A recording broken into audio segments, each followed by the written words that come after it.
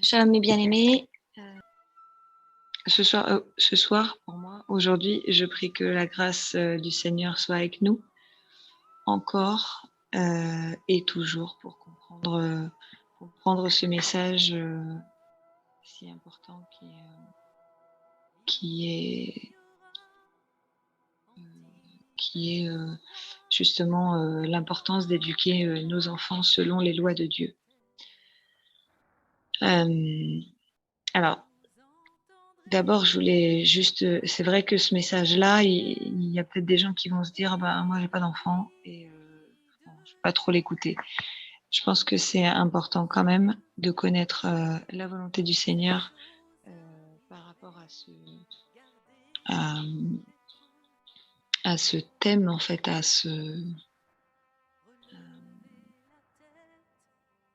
l'éducation de nos enfants. Voilà. Parce qu'on voilà, on n'est jamais assez bien préparé. Quand on devient parent, on n'est pas, bah, en général, quand c'est le deuxième ou troisième, on a déjà été parent, mais on essaye plus ou moins de faire un peu pareil avec, tous nos enfants, mais on est parent à chaque fois, en fait et c'est un être bien différent à chaque fois. Donc même quand on n'est pas parent, heu, je pense que c'est important de bien saisir, en fait, cette volonté que le Seigneur a, heu, pour ses enfants, pour tous ses enfants, parce que qu'ils soient petits ou qu'ils soient plus grands, en tant que serviteur du Seigneur, on est toujours amené à accompagner les âmes. Donc voilà, c'est un petit peu le complément de ce que du partage d'il y a 15 jours. Heu, donc sur l'importance, en fait, d'accompagner les âmes que le Seigneur, met, devant nous, met à nos côtés. Voilà, donc je prie vraiment que sa grâce soit avec nous et puis que son esprit puisse nous saisir pour que nous puissions pleinement saisir l'importance de ce message. Donc voilà, la responsabilité d'élever les enfants que le Seigneur nous confie selon ses lois. Alors on va, je pense, étaler en 3-4 points, voilà, assez, je vais pas trop m'éterniser, mais je vais essayer d'être assez directe et concise, comme ça, s'il y a des questions après, ce sera plus simple. Premier point, pourquoi est-il si important d'élever nos enfants dans les lois du Seigneur? Pour qu'ils puissent entrer pleinement dans le plan que Dieu a choisi pour leur vie. C'est Dieu qui écrit le plan pour notre vie, le plan parfait. Nous, évidemment, on ne connaît pas ce plan-là, et tant mieux, parce que ça implique forcément de lui faire confiance. Donc, au travers des différents partages ensemble ou avec d'autres frères et sœurs, on a souvent parlé de la grandeur de Dieu. Dieu connaît aussi toutes choses, il nous connaît mieux que personne, ou mieux que quiconque plutôt. Et donc il y a 2 semaines, on a rappelé l'importance du couple pour le Seigneur. Donc, si vous avez manqué cet enseignement, je vous invite à l'écouter. Il n'est pas seulement fait non plus pour les gens en couple, hein, il y a aussi des choses importantes pour les gens qui sont pas en couple. Et justement, c'est un peu le même principe que ce soir. C'est important, en fait, de connaître la volonté du Seigneur pour chaque chose qu'il a prévue, même si on n'est pas dedans. Voilà, si on n'est pas dans l'accomplissement de ces choses. Il faut se rappeler que le Seigneur nous demande de nous préparer pour son retour et que c'est pas le jour où on entendra sonner les trompettes qu'il faudra se préparer. Donc là, c'est la même chose, en fait. Il faut bien cerner ce que veut le Seigneur pour être prêt, parce que être parent, c'est quand même un gros cataclysme dans notre vie, faut quand même l'admettre. Il y a quand même beaucoup de choses qui sont remises en question. Et puis voilà, nos priorités changent. Donc c'est important de bien être prêt avant.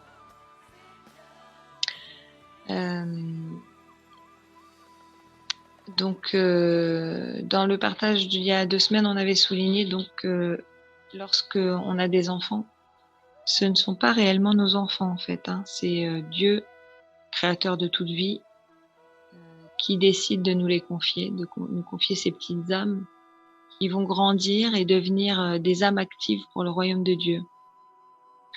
Donc nous devons être très attentifs à nos enfants, tout en faisant passer Christ en premier dans leur éducation.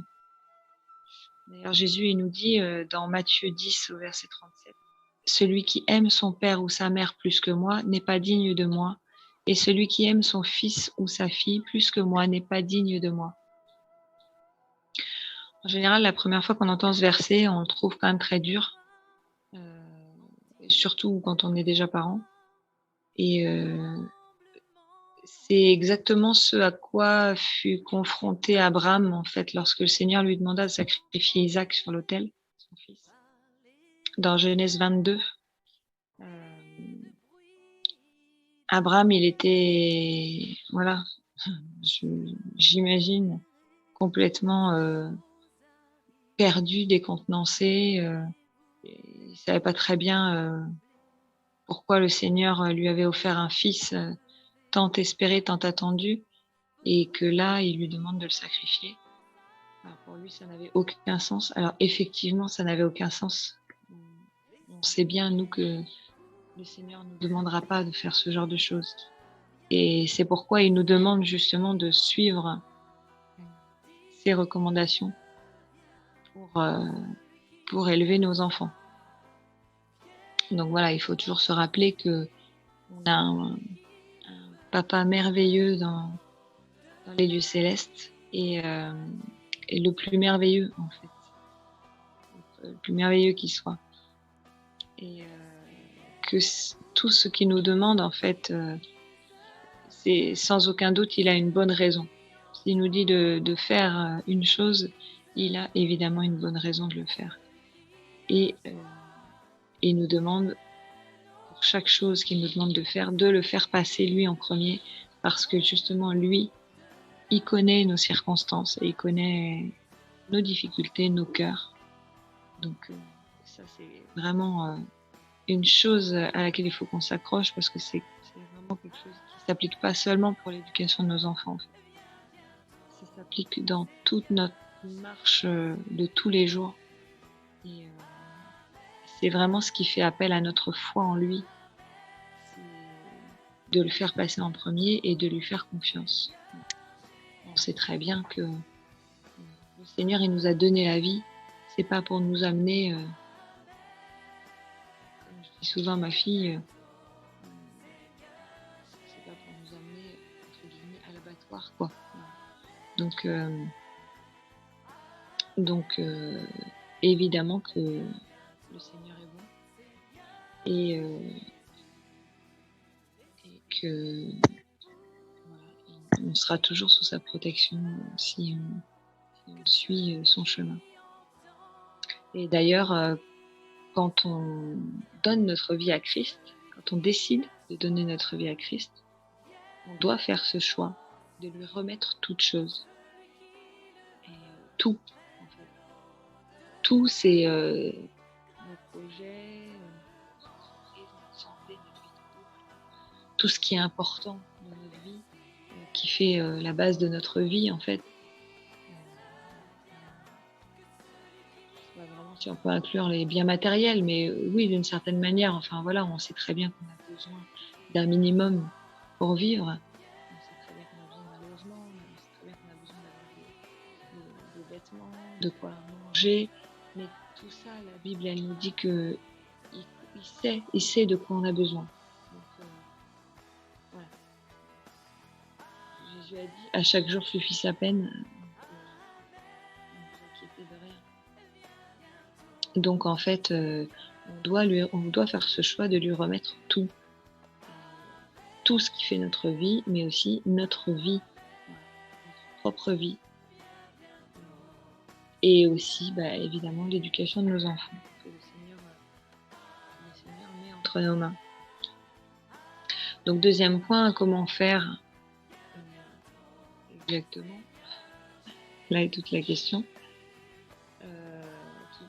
D'abord, il faut se rappeler que dans Romains 3 au verset 23, Dieu nous dit « Tous ont péché et sont privés de la gloire de Dieu ». Verset 24, « Et ils sont gratuitement justifiés par sa grâce, par le moyen de la rédemption qui est en Jésus-Christ. » Donc, la clé, c'est déjà d'accepter Jésus dans sa vie. Parce que, effectivement, si on n'accepte pas Jésus dans sa vie, on peut pas. Voilà, on reste dans le péché. Tous ne le savent pas. Il y a plein de gens qui ne le savent pas. Donc, en fait, il faut réaliser que tout n'est que grâce, qu'on ne mérite vraiment rien. Mais vraiment le meilleur des hommes qui peut être respecté ou élevé à un haut rang, etc., et qui fait bien son travail, qui est honnête, qui ne ment pas, etc. Mais sans Jésus, même avec toutes ces qualités qui sont des qualités que le Seigneur met en nous, en fait, mais on ne mérite quand même pas la grâce du Seigneur. La grâce, c'est justement, comme on nous le dit juste avant dans le verset 4, ils sont gratuitement justifiés par sa grâce. C'est presque un euphémisme parce que la grâce, c'est gratuit. Voilà. Donc, sinon, c'est pas la grâce. Donc, à la base, depuis le péché d'Adam et Ève, nous, on ne mérite même pas le salut que Dieu nous accorde.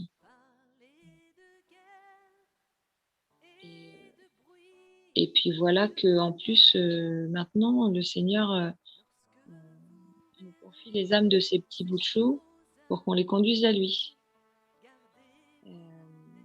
Alors, c'est sûr que si on voit les choses que comme ça et qu'on reste là-dessus, effectivement, ça n'a pas beaucoup de sens. Mais faut juste pas oublier que au début, on est la création de l'homme, c'est le fruit de l'amour de Dieu. Il a créé l'être humain parce qu'il nous a aimés infiniment et au point de nous créer à son image. Alors, à son image, on trouve dans Genèse au chapitre 1, on nous dit qu'il nous a créés à son image, selon sa ressemblance. Donc, pas un peu différent ou pas presque pareil. La Bible, elle dit bien selon sa ressemblance. Donc, c'est en fonction des versions, mais voilà. Du coup, on est quand même fait à son image, et tel qu'il est lui au départ. Donc, ça veut dire qu'on a les mêmes qualités que lui. Quand la Bible, elle nous dit qu'on est fait à sa ressemblance, à son image, ça veut dire aussi qu'on est fait à l'image de Yehoshua Mashiach, Jésus. Puisque lui, en fait, c'est Dieu dans un corps d'homme. Voilà. Il n'a pas péché. Pourquoi sur terre? Parce qu'il est Dieu. Voilà. Il a les mêmes qualités que son Père. Il est parfaitement parfait. Donc, à la base, nous avons été créés comme ça. Mais le péché, évidemment, de nos chers ancêtres nous ont complètement corrompus. Donc maintenant, on est des êtres imparfaits à qui on demande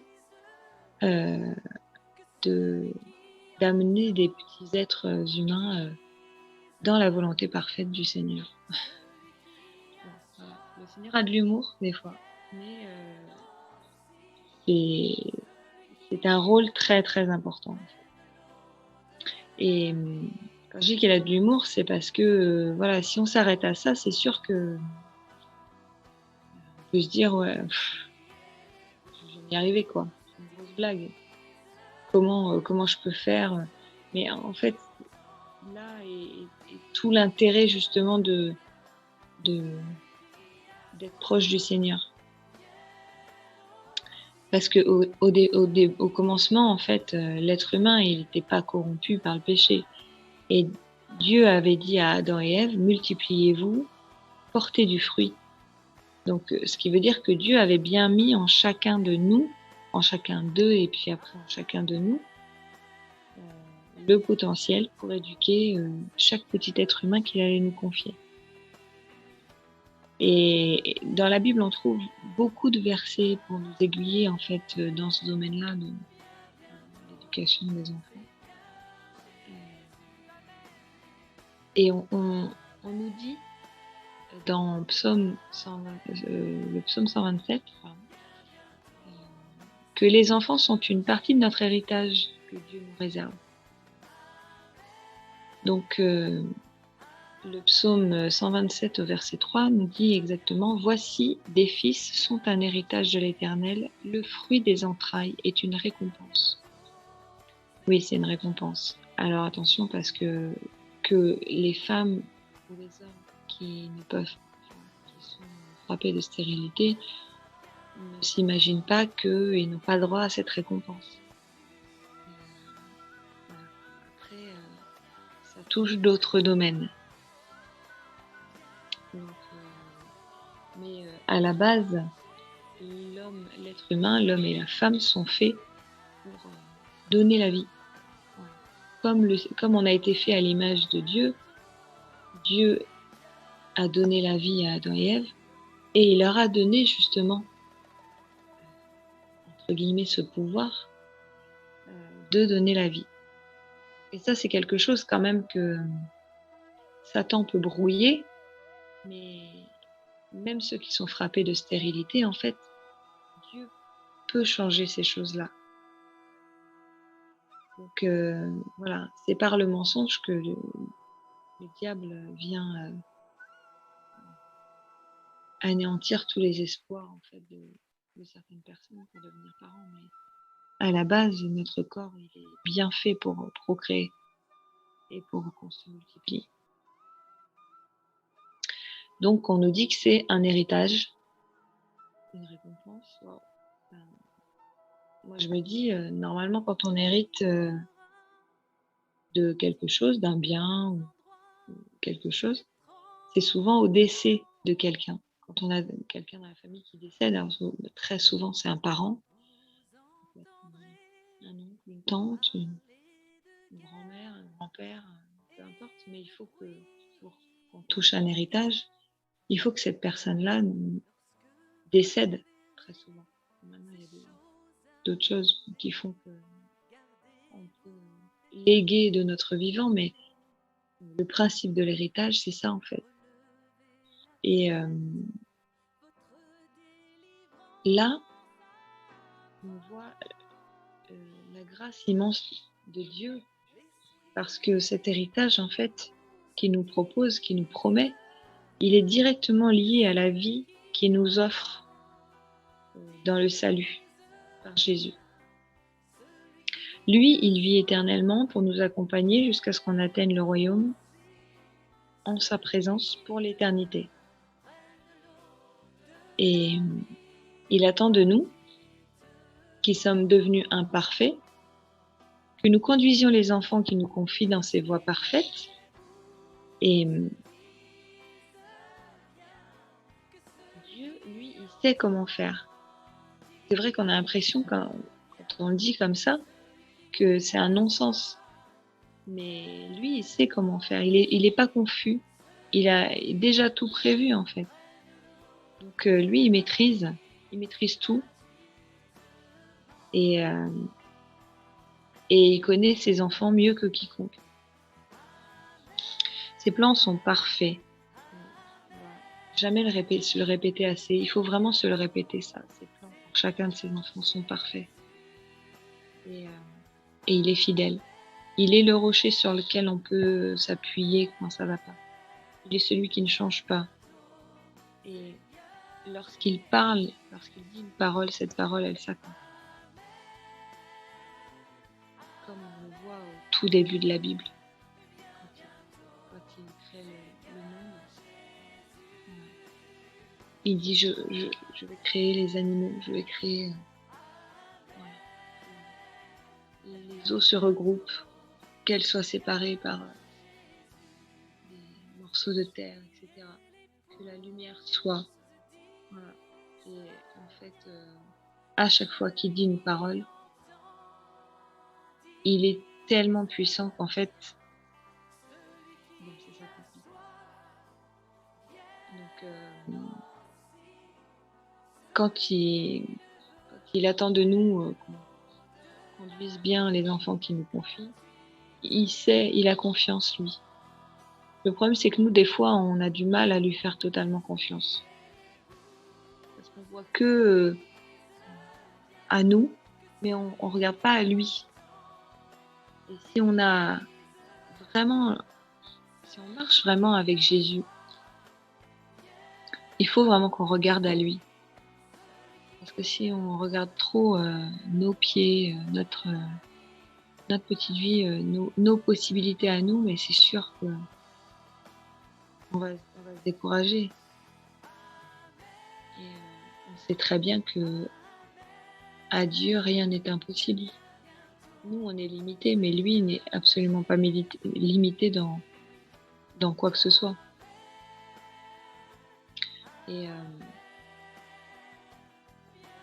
Et du coup, quand je préparais ce partage tout à l'heure, je me disais, mais en fait, je connais plein de personnes qui n'ont pas été élevées dans les valeurs chrétiennes. Et pourtant, le jour où le Seigneur les a appelés à lui, c'était comme une évidence. Comme si... souvent, on entend les gens qui disent... les gens qui ne connaissaient pas spécialement Jésus, leurs parents n'étaient pas chrétiens, ou alors ils étaient très religieux, quelque religion que ce soit, et du coup, ils connaissaient pas vraiment bien la Bible, ils connaissaient pas la grandeur de Dieu. Et souvent, quand ils parlent, quand ils témoignent, ils parlent souvent un peu de la parabole du fils prodigue dans Luc 15. Ils disent que souvent ils ont le sentiment de rentrer à la maison quand ils confient leur vie au Seigneur. Ce qui prouve que de toute façon, le Seigneur, lui, c'est lui qui décide à quel moment il va nous appeler, à quel moment il sait à quel moment on va fléchir le genou pour le suivre. Et donc voilà, c'était juste pour une petite parenthèse pour expliquer que il faut lui faire confiance. S'il nous confie des âmes, que ce soit des enfants, que ce soit d'autres personnes, ça peut être aussi nos parents. Voilà, il faut être à l'écoute de ce qu'il nous demande de faire. Et donc voilà, il faut lui faire confiance. Bon, bref, donc revenons à nos petites brebis. Ah oui, les enfants, c'est aussi les brebis du Seigneur. Hein. Et on doit paître les brebis du Seigneur comme il a demandé à Pierre de le faire dans Jean 21.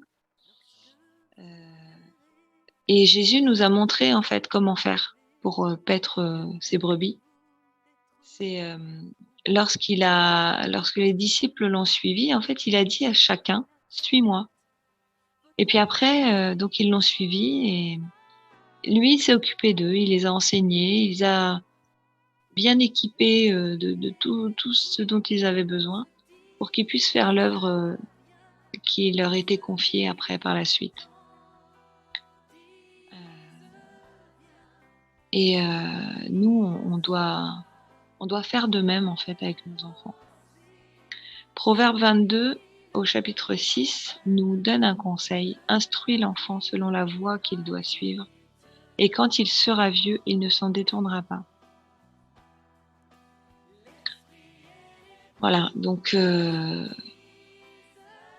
troisième point, comment être sûr de bien faire.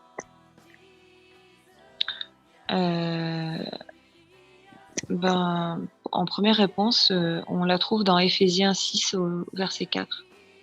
On nous dit « Et vous, pères, n'irritez pas vos enfants, mais élevez-les en les corrigeant et en les instruisant selon le Seigneur. » C'est pas en les corrigeant, en les tapant. Hein, voilà, on a tous besoin d'être corrigés comme on fait des fautes. Et ben, on corrige nos fautes. Le Seigneur, il corrige nos fautes.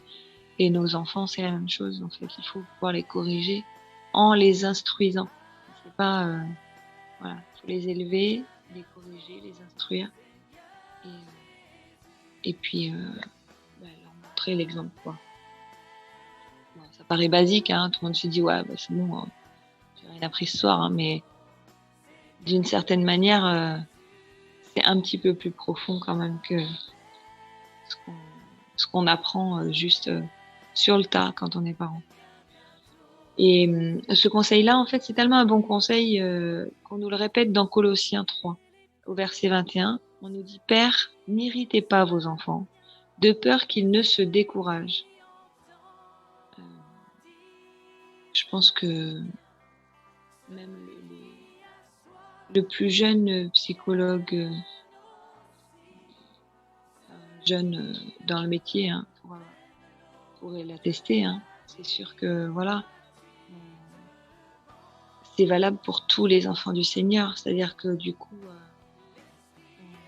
là, on nous donne une parole pour les papas, les pères de famille, mais aussi voilà pour tous ceux qui ont des personnes à accompagner et qui sont un petit peu plus affermis dans la foi.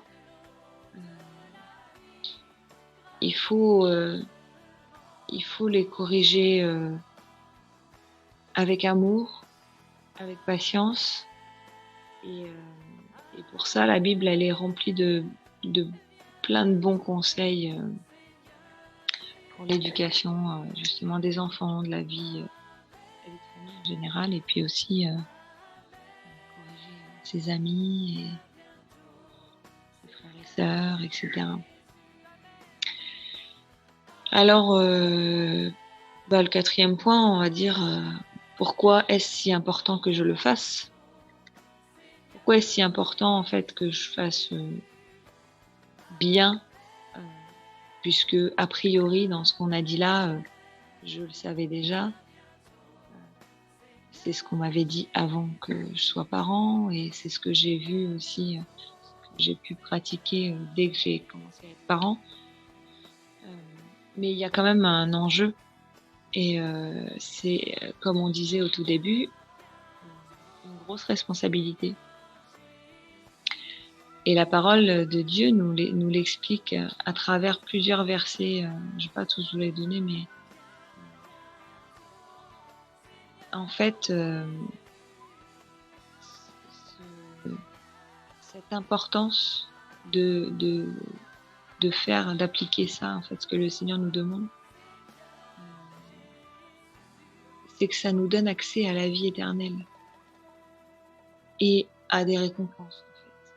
En fait. On a le salut, on obtient le salut quand on accepte le Seigneur, mais plus on marche dans sa volonté, plus on accomplit les œuvres qu'il a préparées à l'avance pour nous et puis pour ceux qui ont besoin en fait. Et plus on fait de la résistance et plus on bloque le plan parfait que le Seigneur a pour nous et pour la vie de nos frères et sœurs ou de nos enfants, ou, voilà, des gens autour de nous. Donc c'est important qu'on fasse correctement comme le Seigneur nous demande de le faire. en cherchant exactement comment on doit le faire. Donc là, on va voir un petit peu plus précisément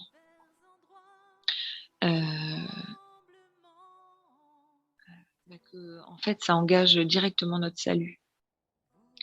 Et on trouve un exemple dans Colossiens au chapitre 3, du verset 23 au 25. On nous dit « Tout ce que vous faites, faites-le de bon cœur, comme pour le Seigneur et non pour des hommes, sachant que vous recevrez du Seigneur l'héritage pour récompense. Servez Christ le Seigneur, car celui qui agit injustement recevra selon son injustice, et il n'y a point d'acception de personne. » Voilà. Ça veut dire que, clairement, celui qui n'agit pas selon la justice de Dieu, il sera rétribué en conséquence. Et peu importe, en fait, si on a accédé brillamment au salut et qu'on a fait plein de choses, voilà, mais le plus important pour le Seigneur, c'est les âmes. Et si dans ce domaine-là, on ne marche pas selon sa volonté, le royaume ne peut pas grandir. Donc, on a une part de travail à faire, et le Seigneur, il fait sa part aussi. Donc, c'est un travail d'équipe, lui et nous. Et si il est que tout seul, bien sûr, il est tout puissant, on peut se dire, il se révèle à qui il veut, etc. Mais nous, notre travail, il faut qu'on le fasse. Et c'est pas seulement voilà, de prier, d'intercéder pour des gens, c'est aussi montrer qu'on est là et montrer notre témoignage, c'est notre vie en Christ. C'est ça le témoignage en fait. C'est ça qui fait que ça bouscule en fait les gens. Ça les pousse dans leur retranchement parce que ils se disent c'est différent, pas c'est pas religieux, c'est pas, il y a un vrai amour, il y a une vraie lumière. La lumière, elle chasse les ténèbres et nous, on est vraiment là pour montrer la lumière que le Seigneur a mis en nous. Donc celui qui n'agit pas selon la justice de Dieu, il aura sa rétribution en conséquence. La justice, c'est une caractéristique de la nature de Dieu. Et pour pouvoir vivre avec justice, marcher selon sa justice, on doit d'abord rencontrer Dieu. Et ça implique une bien grande responsabilité en fait. Parce que il faut faire la volonté du Seigneur. C'est ça en fait, marcher selon la justice de Dieu. Il nous offre gratuitement son pardon, sa justice. Mais pour le coup, voilà, ça implique forcément quelque chose de notre part aussi. Et d'ailleurs, dans ce passage là qu'on vient de lire, on nous dit clairement « Servez Christ ». En fait, on nous dit comment faire. Servez Christ, le Seigneur. Ça va être plus clair en fait.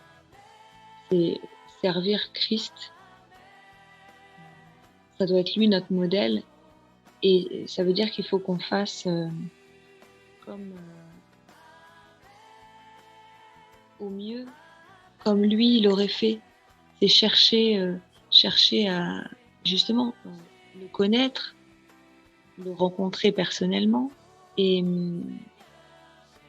chercher toujours à savoir comment lui il aurait réglé un problème. Parce que sinon, c'est nos émotions, nos propres émotions, c'est notre réaction, voilà, on combat tout seul. Alors que la Bible, elle nous dit que Jésus, il a tout mis sous ses pieds. Il a tout accompli en fait à la croix. Et quand on a besoin, il combat pour nous. Puisque c'est pas contre la chair et le sang qu'on a à combattre. C'est contre les esprits malins. Dans les lieux célestes. Et lui, ça tombe bien, il s'y trouve. Donc voilà. Et lui, en fait, il a vaincu toute chose. Il a vaincu la mort, il a vaincu Satan. Voilà. Donc, il a tout vaincu. Donc, il faut le chercher lui.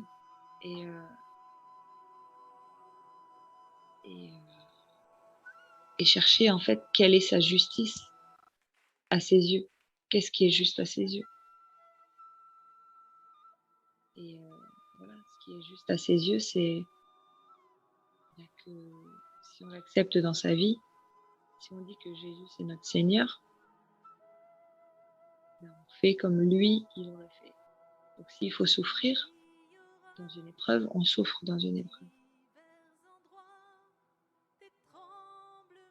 Mais après, voilà, il faut être ancré en lui parce que sinon, nous, on va, notre chair, notre être va se plaindre et va.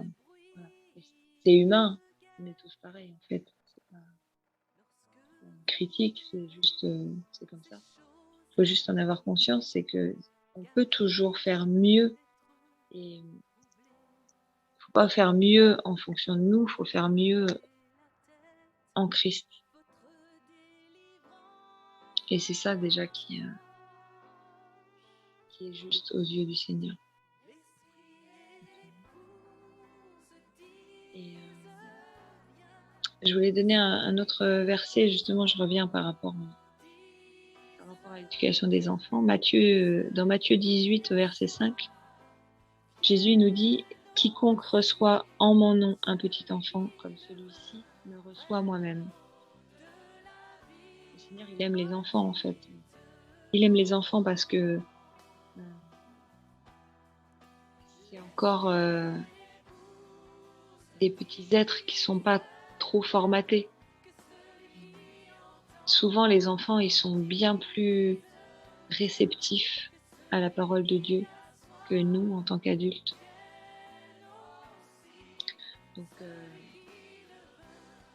Donc voilà, en fait, ce verset-là, Jésus nous dit bien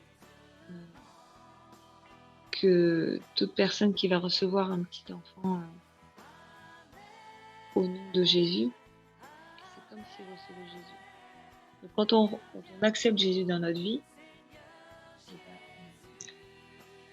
on doit suivre les préceptes que le Seigneur a mis en place pour qu'on éduque ses enfants. Ça va dans un sens et ça va dans l'autre. Et il y a justement, je vais donner un exemple que je donne souvent en fait. C'est vrai que c'est une histoire qui moi m'a, comment dire, je me remets souvent en question par rapport à cette histoire-là. Enfin avec cette histoire-là par rapport à justement ma relation avec ma fille. En tant que parent, on est souvent, on a envie des fois de fermer les yeux sur, on n'a pas trop envie de les reprendre ou de les punir ou de jouer un peu les mères ou les pères fouettards. Mais du coup, je me souviens, le Seigneur, je pense, me rappelle à l'ordre quand il y a besoin. Par cette histoire, c'est dans 1 Samuel au chapitre 3, c'est l'histoire du vieux Élie qui avait pourtant une place privilégiée dans le temple et qui a causé en fait sa perte, celle de ses fils et celle de sa famille après, et des enfants de ses fils. Et au verset 13, Dieu dit au petit Samuel, « En effet, il avait connaissance du crime par lequel ses fils se sont maudits, et il ne leur a pas fait de reproche. C'est pourquoi je jure à la famille d'Élie que jamais son crime ne sera expié, ni par des sacrifices, ni par des offrandes. » À l'époque, donc, il fallait effectivement demander pardon par des offrandes. holocauste, etc., sur l'autel des sacrifices. Et, mais cette histoire, elle me rappelle bien que Élie, il était très privilégié, il était sacrificateur dans le temple, il avait une place où il était proche du Saint des Saints, où apparaissait la présence de Dieu. Donc, du coup, on voit en fait que là, malgré ce privilège qu'il avait, cette place importante, parce qu'il n'a pas jugé bon de reprendre ses fils pour les corriger et les mettre dans le droit chemin, en fait, le Seigneur, il a dit à un moment donné, je ne peux plus rien faire pour toi. Et du coup, il a causé la perte de tout le monde, en fait. Pas seulement la sienne, mais voilà, il n'a pas conduit ses fils à servir le Seigneur comme il aurait dû. Donc, en fait, ça nous montre qu'on peut être de bons disciples de Jésus, bien attachés au service, soit dans notre église locale ou même des fois être pasteur ou respecté, avoir des évangélistes respectés, bien connus, etc. Mais en fait, si on ne conduit pas les âmes qui nous sont confiées, donc nos enfants, entre autres, là, dans les voies du Seigneur, en fait, on n'a pas d'héritage. On perd l'héritage que Dieu a prévu pour nous. Donc, nous devons craindre le Seigneur et suivre ses enseignements pour accéder après à la vie éternelle. C'est ce qui nous est dit un peu plus haut, là, qu'on a lu tout à l'heure. Et du coup, ça nous est confirmé dans Proverbe 13, au chapitre 13, versets 13 et 14. On nous dit, celui qui méprise la parole se perd, mais celui qui craint le précepte est récompensé. L'enseignement du sage est une source de vie pour détourner des pièges de la mort. Donc, ça c'est important en fait de souligner ça. L'enseignement du sage est une source de vie pour détourner des pièges de la mort. Oui, c'est sûr que si on reste dans la source de vie que Jésus nous donne, on n'est plus attrapé par la mort. La mort n'a plus de domination sur nous. Les âmes adultes qui nous sont confiées, on les accompagne, on intercède, on prie pour eux, et on est là, mais ce sont des adultes et ils possèdent ce libre choix en fait de suivre ou non justement les préceptes de Dieu. C'est eux qui décident. Quand on est adulte, on est apte à s'assumer, à prendre des décisions. Et il y a des gens qui font le choix délibéré de ne pas suivre ce chemin-là. Et nous, on a beau les accompagner, on fait notre travail, mais voilà, notre travail a des limites. Après, il faut laisser faire le Seigneur. Mais les enfants, ils dépendent de leurs parents. Ils prennent exemple sur eux et ça les aide après pour se construire et réaliser leur vie d'adulte. Et là, c'est pareil, on sait très bien en fait que les enfants, c'est des éponges et que on a tous tendance à reproduire, en bien ou en mal d'ailleurs, mais des fois sans se rendre compte, mais en fonction de l'éducation, la vie heureuse ou pas qu'on a eue pendant notre jeunesse, du coup on a tendance à reproduire la même chose quand on est adulte. Et c'est pourquoi le Seigneur, il nous demande justement de rester sur, sur le chemin qu'il a prévu lui, parce que avec ses recommandations, parce que lui, il sait très bien que si on suit ce qu'il nous demande, il y aura pas ou peu de problèmes en tout cas. Mais même s'il y a des problèmes, voilà, de toute façon, il est là pour nous aider à les résoudre. Donc les enfants, en fait, eux, ils peuvent pas décider par eux-mêmes comme le font les adultes. Et du coup, ils font confiance totalement à leurs parents. On doit représenter Christ, demander au Seigneur sa sagesse pour les élever correctement, en leur montrant les fruits de l'esprit, en servant Christ, sans voir d'abord notre intérêt, mais celui du Seigneur avant tout, celui du royaume et celui de nos enfants. Mais du coup, pour manifester les fruits de l'esprit, ça veut dire qu'il faut avoir reçu le Saint-Esprit et du coup communiquer aussi avec lui, sans quoi on ne peut pas faire la volonté du Seigneur. En fait, on aura beau aimer de toutes nos forces nos enfants, être les meilleurs parents du monde, selon ce monde évidemment, on sera quand même à côté, hein. Donc voilà. Et là, en fait, oui, si on doit manifester les fruits de l'esprit, il faut avoir reçu le Saint-Esprit, parce que c'est le Saint-Esprit, la Bible nous dit que c'est le Saint-Esprit qui donne la sagesse. Dans Job, au chapitre 32, verset 8, on nous dit « Mais en réalité, dans l'homme, c'est l'Esprit, le souffle du Tout-Puissant qui donne l'intelligence. » Et Job, lui, il en connaît un rayon, parce que le pauvre,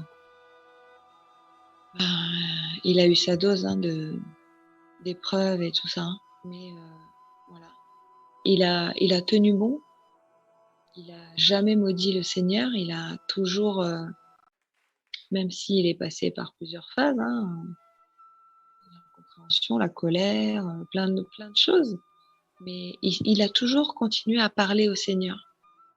Et finalement, voilà, il témoigne que c'est justement l'Esprit du Seigneur, le souffle du Tout-Puissant, qui donne cette sagesse.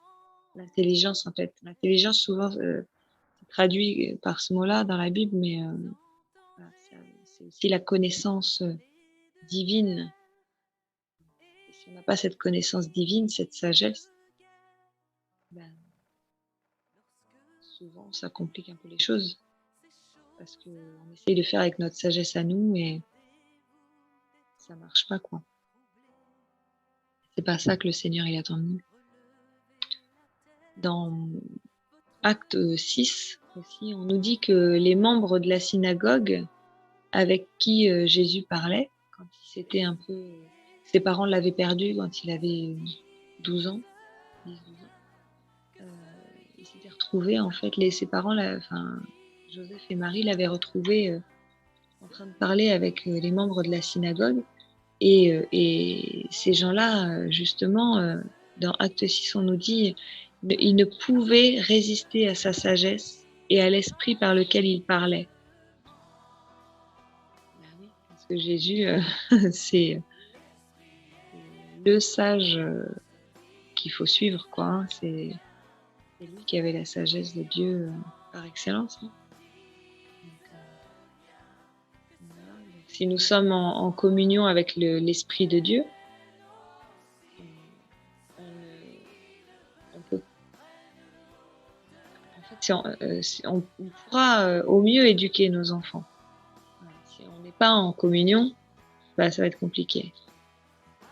Car c'est le Saint-Esprit qui nous donne la paix du Seigneur et c'est lui qui nous révèle ce que nous devons faire avec chacun des enfants que Dieu nous confie et que Dieu connaît parfaitement.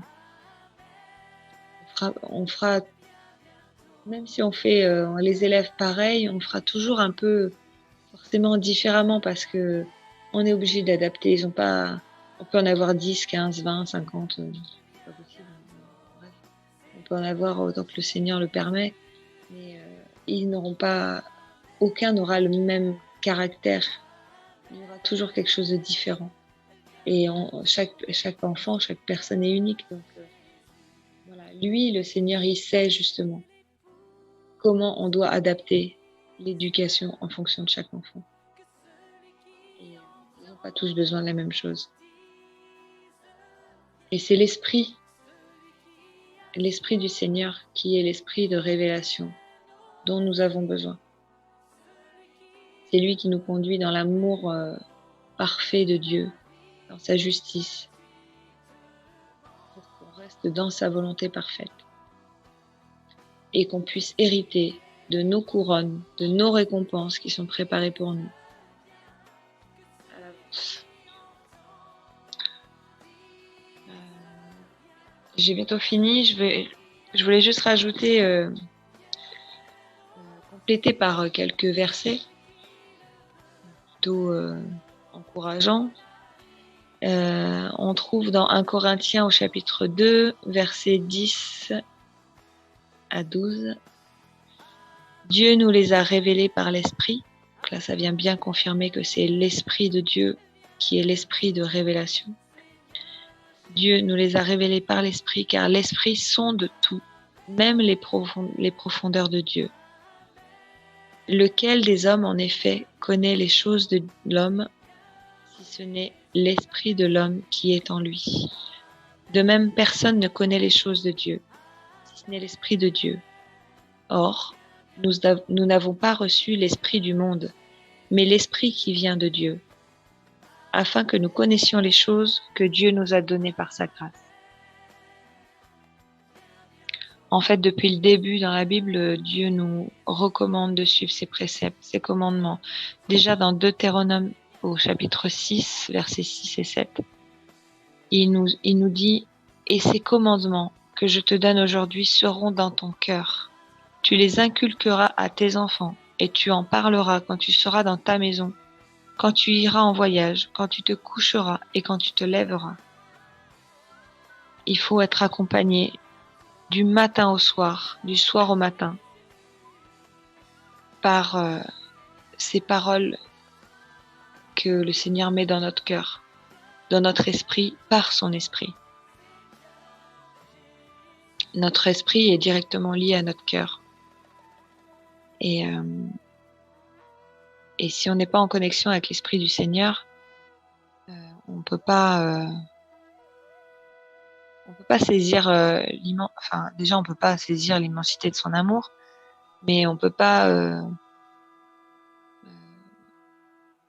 essayer de ne serait-ce que toucher sa robe, de s'approcher de lui. Il faut c'est notre protection. Voilà. Si on se protège pas avec ça, c'est le bazar dans nos pensées, c'est le bazar dans nos sentiments. C'est lui qui vient maîtriser tout ça, en fait.